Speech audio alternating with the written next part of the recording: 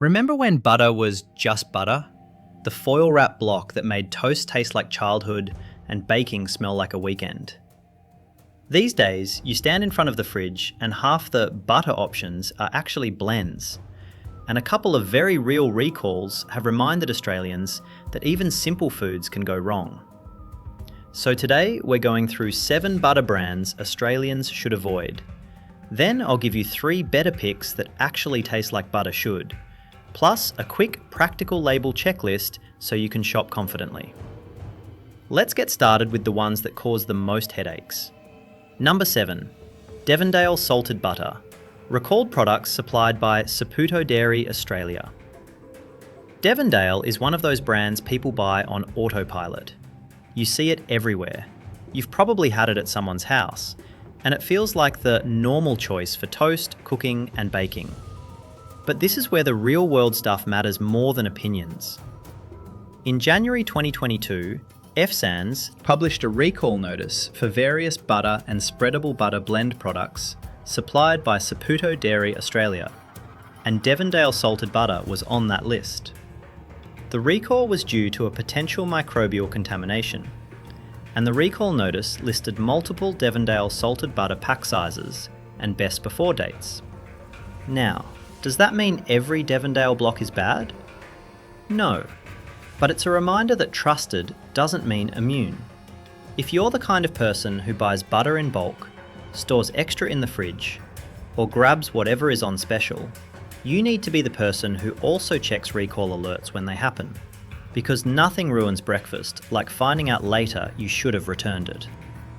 And the next one is even more awkward, because it's a home brand people assume is automatically controlled. Number 6.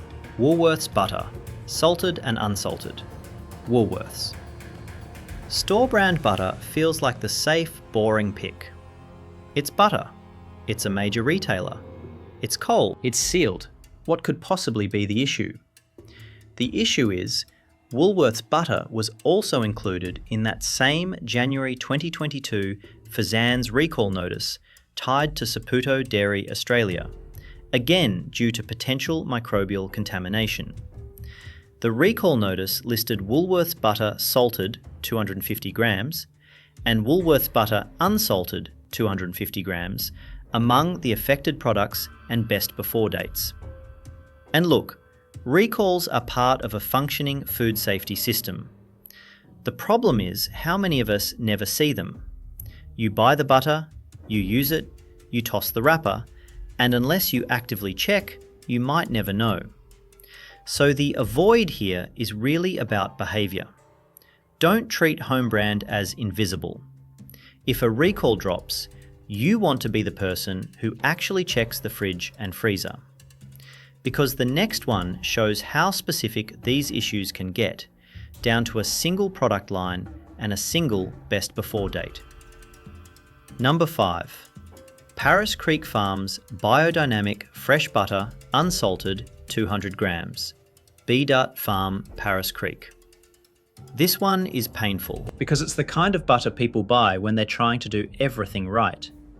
Smaller producer vibes, biodynamic branding, and it's often bought from retailers where you expect extra care.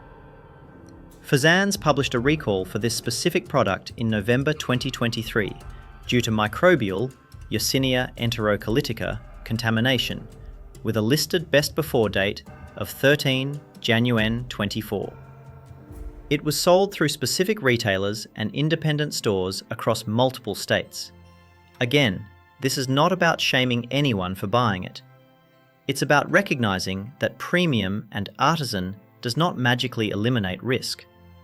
If anything, smaller batch products can slip under your radar because you assume they're too niche for problems. The practical move is simple. If you buy smaller batch dairy, keep the habit of glancing at FSANZ recall alerts every now and then, especially around holidays when you stock up. Now let's shift from safety recalls to something you've probably experienced personally, paying for butter and realising you bought something else. Number 4. Coles Buttery Blend Spread.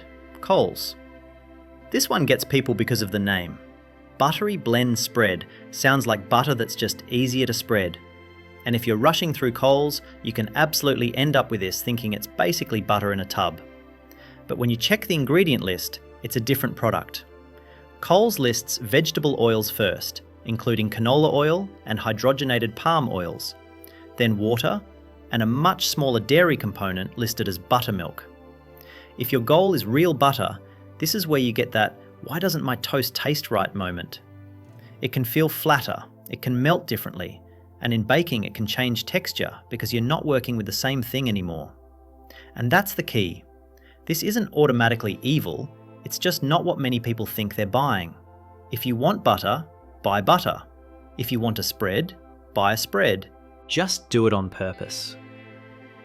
Now the next one is even sneakier, because it's marketed as spreadable butter, but the numbers tell the story. Number 3.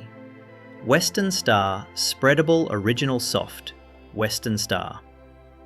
Western Star has serious nostalgia power.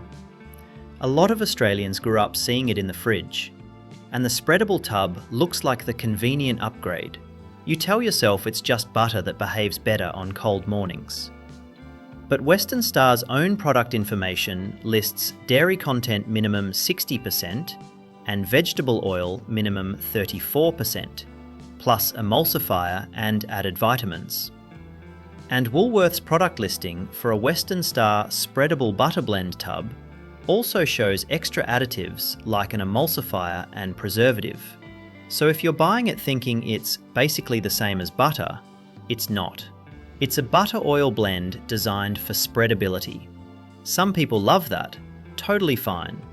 The problem is when you're paying for butter and expecting butter performance in cooking and baking, then wondering why your results feel a little off. If you're still watching and finding these details valuable, I'd really appreciate it if you'd leave the number 3 in the comments below, just to let me know you're here. And if you haven't subscribed yet, I hope you'll consider subscribing and ringing that bell so you don't miss a thing. Your support is what allows us to keep creating helpful content to inform and inspire you. Now, let's get back to it. Number 2, Mainland Organic Spreadable Butter, Mainland. This one sounds like it should be the best of both worlds. Organic, butter, and spreadable, all in the same name. You picture a clean ingredient list and a premium product that actually delivers. But the ingredients tell you exactly what it is, a blend. Coles lists New Zealand organic butter, 65%, organic canola oil, 29%, plus water, salt, and vitamin D. Mainland's own product page describes it as certified organic butter blended with organic canola oil. So here's the avoid logic. If you want spreadability, this might be a perfectly reasonable choice. But if you specifically want real butter with a simple cream and salt profile, this is not that.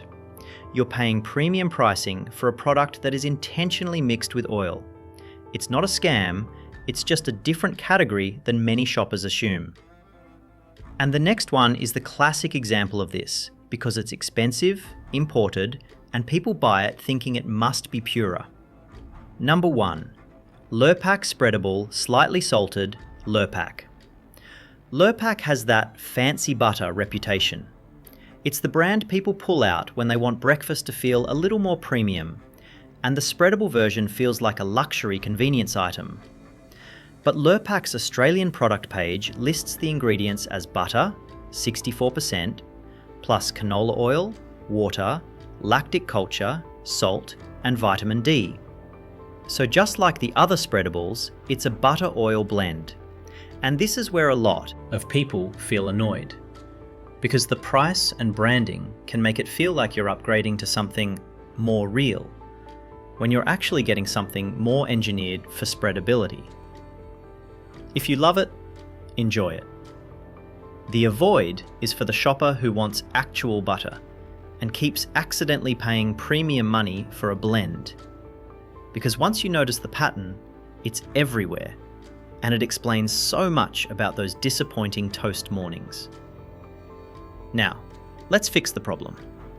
Because there are plenty of butters that do taste great. and you don't have to guess. A good taste test is honestly comforting.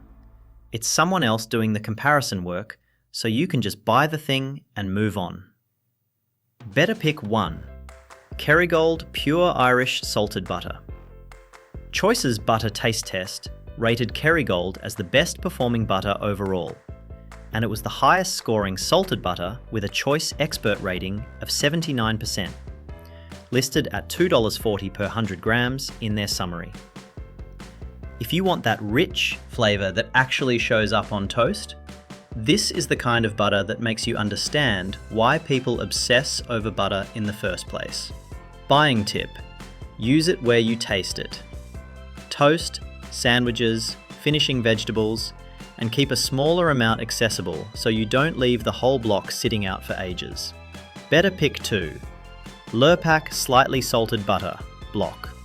This is where it gets confusing, because Lurpak the brand is not the issue. It's the spreadable blend version. In Choice's test, Lurpak Slightly Salted Butter scored a Choice expert rating of 76%. And Choice also published tester notes about its mild flavour and quick melt. Buying tip: if you're paying for this, skip the spreadable tub and get the block. You'll get the clean butter experience, and if you want it softer, cut a small piece into a covered butter dish and refresh it often. Better pick 3. Coles Australian Butter Salted, budget friendly. If you want a more affordable option that still performs, Choice's salted butter table includes Coles Australian Butter Salted, with a Choice expert score of 74% and a listed price of $1.60 per 100 grams. And honestly, that matters, because butter is one of those staples you use constantly, and value matters when you're buying weekly. Buying tip: look for the actual butter block, not the Buttery blend spreads. The names can be close, the product is not. Alright, now let's make you dangerous in the dairy aisle, in a good way. First, decide what you're actually trying to buy: butter or spreadability. A lot of people don't care about the difference until they bake, or they taste the flatness on toast. If you want real butter, your ingredient list should look boring: cream and maybe salt. The moment you see vegetable oil, water added for texture, emulsifiers, preservatives, you're in blend territory, not butter territory. Second, don't let the word spreadable hypnotise you. Choice explains butter is essentially made from cream, but texture and performance can change depending on salt level, blending, and processing. If it spreads straight from the fridge and the ingredient list includes canola oil, that softness is not a miracle. It's formulation. Third, remember the basic standard. Choice notes that in Australia, butter must comprise at least 80% milk fat. That's not a vibe, it's a benchmark. If you're buying dairy blends and butter blends, you're choosing a different product category that can behave differently in cooking, especially when heat and baking are involved. Fourth, keep one simple safety habit. When you hear about a recall, or even once every couple of months, check the FSANZ recall alerts page. The Devondale and Woolworths recall and the Paris Creek Farms recall are good examples of why, because they include product names, dates, and what to do. And finally, store butter like it matters. Keep it cold, keep it sealed, and if you like countertop butter, only keep a small amount out at a time in a covered dish, then refresh it. Most "my butter tastes weird" complaints are really "my butter sat around absorbing fridge smells," or "it lived next to onions for a week." So there you have it, 7 butter brands to be cautious about, mainly because of real recall history and because so many butter options are actually blends. Plus 3 better picks backed by a proper Australian taste test. And a simple label method so you can stop guessing. What about you? Which butter did you buy that disappointed you the most? And was it a blend you didn't realise was a blend? Let me know in the comments. And if this was helpful, please hit like, subscribe, and ring the notification bell so you don't miss the next breakdown. Thanks for watching, and seriously, may your toast be better from this point on.